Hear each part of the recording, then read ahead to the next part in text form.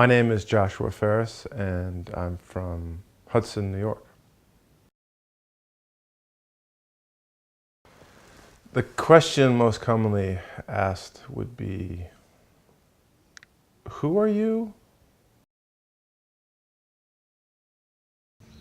Absolutely the hardest circumstances under which I tried to write is what I would call the land of sleep deprivation, which had happened right after I had a baby.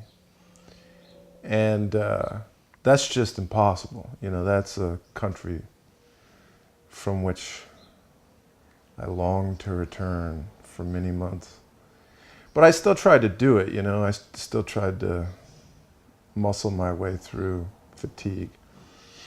I can't seem to work geographically anywhere but a very secluded house with quiet, solitude, and a sense, that kind of very comforting sense that there is no danger, not only physical danger, but psychological danger. There won't be intrusions. I can predict a long stretch of time in which to work, and it clears away the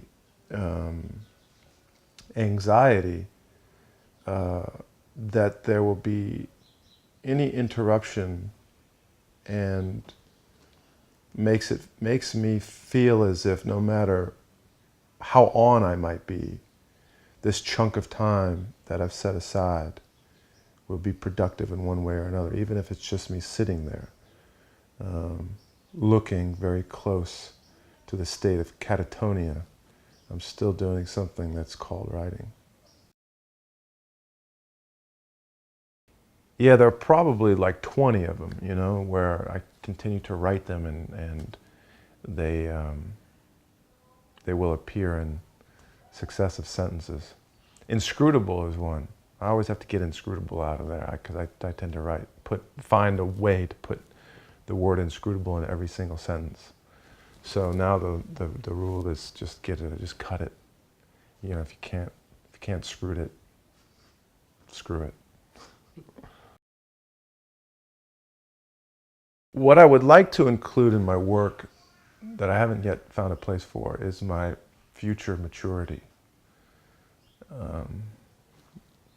The challenge is to face your limitations. As a writer, you face your limitations every day. Overcome the natural failures and personal limitations that are hard to avoid when you sit down with yourself in a quiet place and attempt to put something on the page that's worth a damn. So I think that the attempt is to try to gather about you as much intelligence and focus, experience, and maturity, writerly maturity, as you can. And I'm afraid that that's a process that is ever ongoing. So I would like to wrestle the next 15 years into the present and be able to deploy it at will. But I'm afraid I have to let the time go by before that's possible. It's predominantly a rather secular task, and a task that demands, I think, a good amount of yeoman's work, a day in, day out commitment to, you know, to getting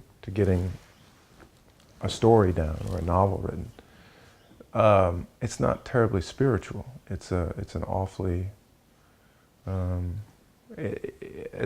think, as I approach it, it's a rather day-to-day, it's a daily endeavor that doesn't have a lot of spiritual dimension. But I think that the act of doing this rather secular, for me, this rather secular job has its spiritual components in the actual rhythms of the workday. and then the work week and the work months and the work seasons. They have